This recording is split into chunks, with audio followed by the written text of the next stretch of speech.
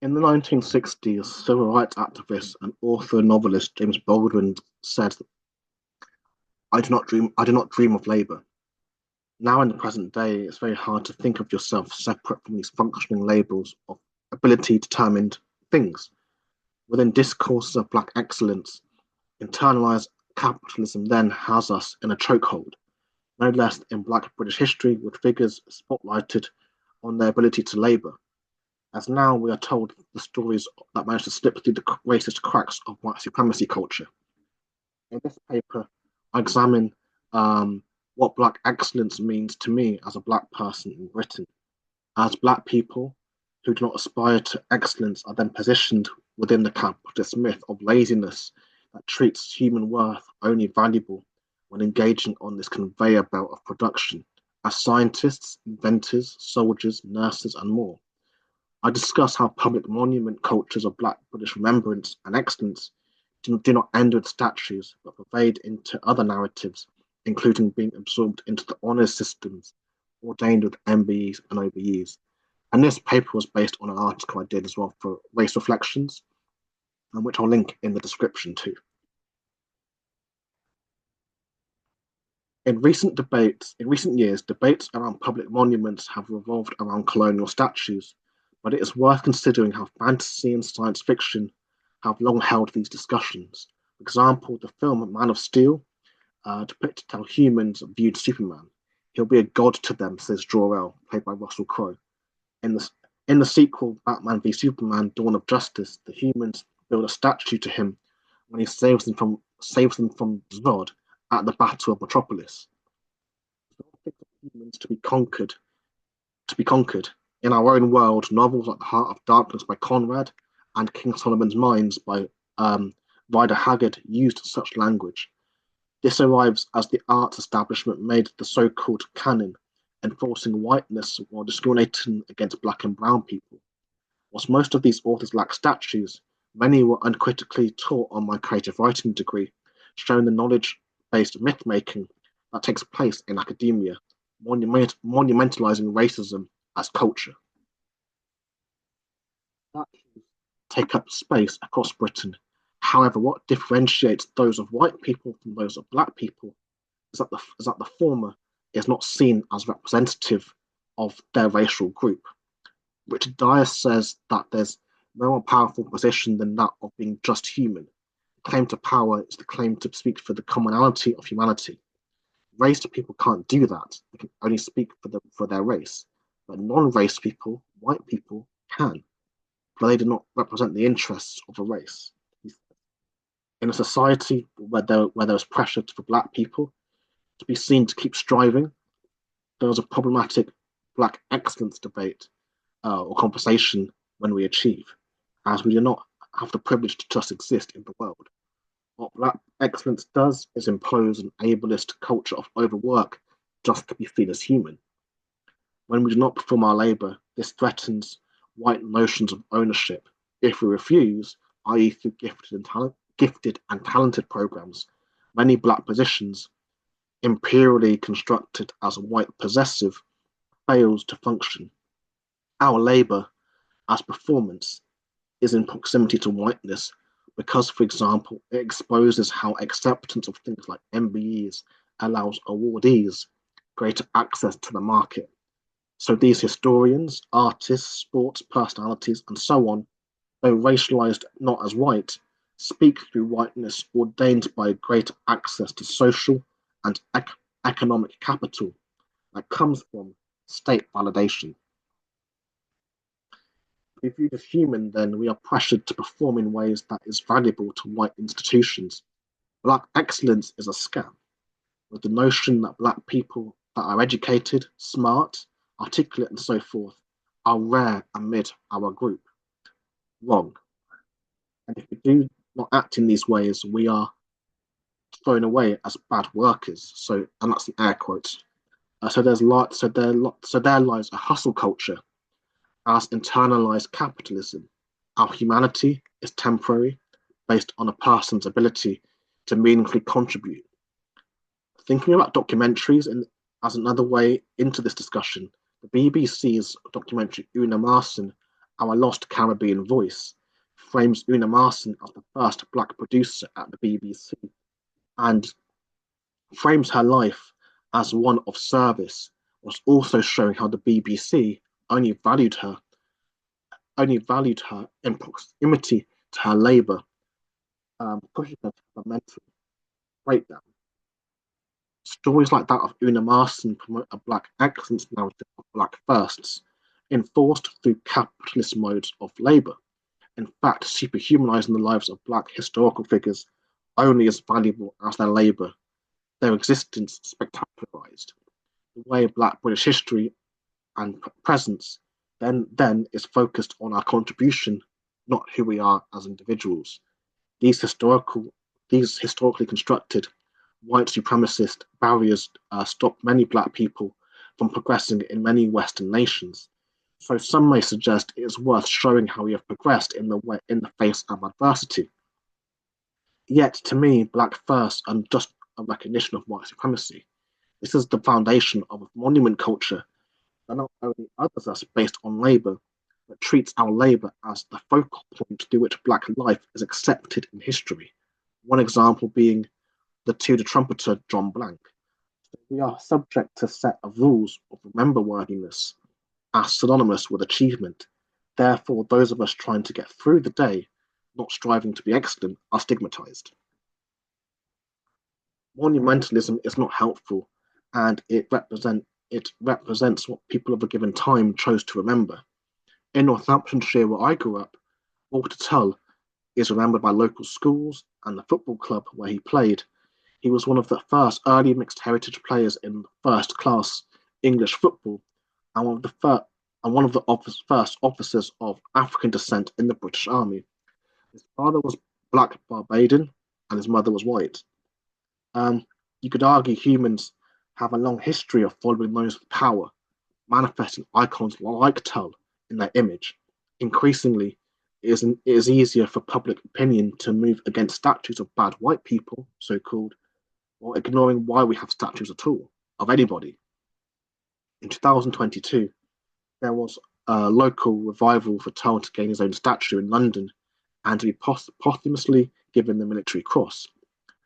Though no such questions have been asked about the white supremacy of the British military of the time, as it states in the Manual of Military Law. Just like the Royal Navy was once tasked with protecting slave ships or ships full of enslaved Africans, black soldiers also fought in the Napoleonic Wars. Black soldiers were doing the imperial work of white supremacy as agents, basically.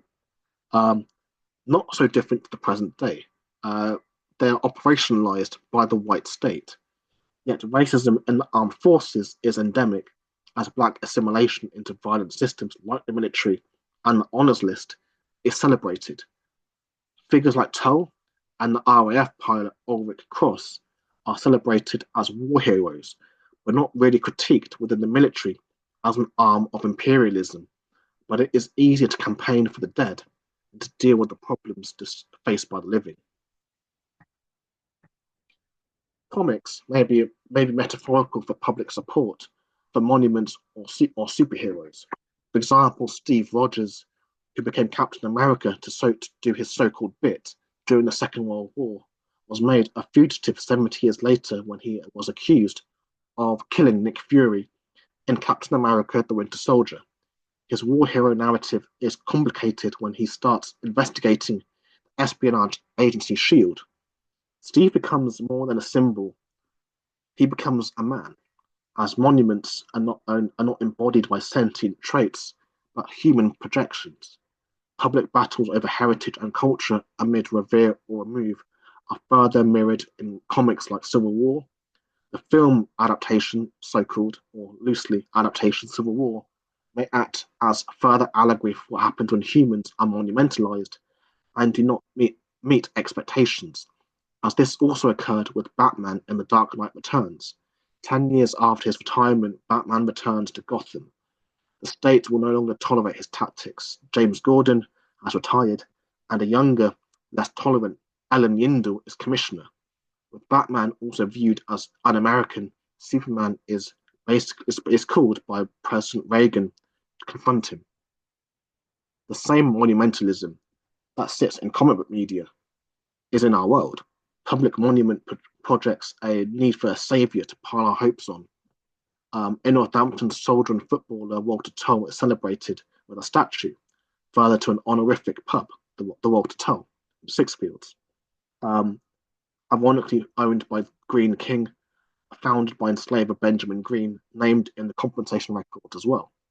So unlike many plaques, documentaries, and statues, this shows, as Tom Nicholas states, the knowledge that exists at a given time, the facts that are deemed incontrovertible, and the discoveries that it is possible to make are in fact heavily influenced by the same era's power relations.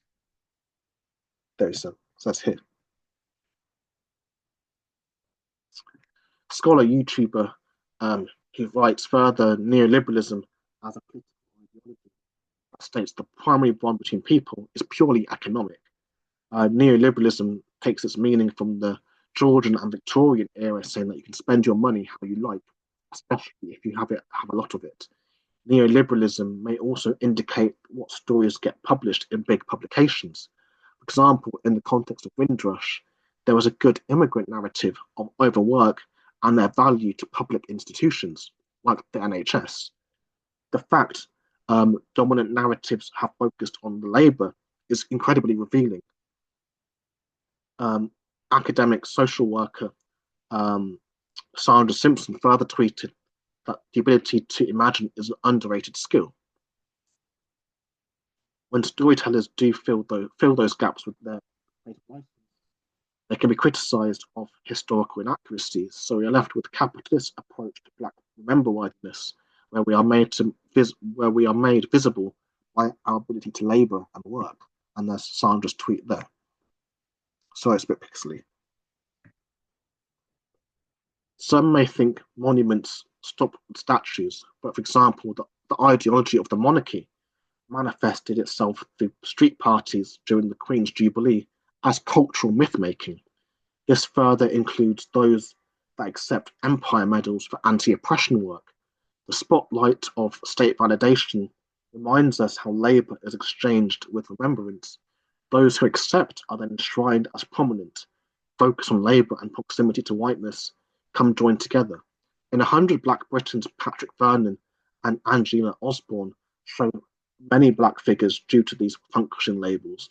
Furthermore, the 30 under 30 list in Forbes continues the precedent of Black achievement in proximity to their ability to work. Conversations about Black okayness are pushed to the margins. So this story of myth-making is worsened by public support of hustle culture, has created the conditions that prevent Black people now and then from being human or being just human. To be human, you must be exceptional for your work. This places us into a conversation that struggles to move Black British history beyond a Labour contingent narrative. Our right to live without being productive are ignored. So we are now trailblazers, role models, and inspirational, monumentalized through the magic of institutional and state myth. For some, the idea of being associated with the establishment is like being touched by God. In Caribbean Britain, Lenny Henry explores these ideas of respectability and assimilation. Through these pressures, many children were told to be the first to survive. They become monuments, including via acceptance of empire medals and other forms of state acceptance. In my experience, institutions have tried to co-opt me into such discourses as a role model, inspiration, trailblazer. For young people, thus tried to impose the hero trope on me. Monumentalism appears in the anti-establishment critiques too, including my essays on the monarchy. Academic Dr. Zelza further tweeted, non-white people who accept these things, so MBEs and such, like very the rest of us. They always have to justify them too. every single one of you still look. Hmm. Um, and then there are growing numbers of people who that do not want to be included. Not everybody needs to be an activist when we are just trying to live. In our complaint of gifted and excellence frameworks, some of us may be rendered problems by other Black people. Black excellence is an ideology that positions Black success in proximity to capacities to labour and the establishment. These overarch other debates that often reduce our history, at least in the West or the global West, down to individual achievements in place of right to life. These narratives appear as inventors, activists, and other forms of function labels. How about being just you? Just you is never enough.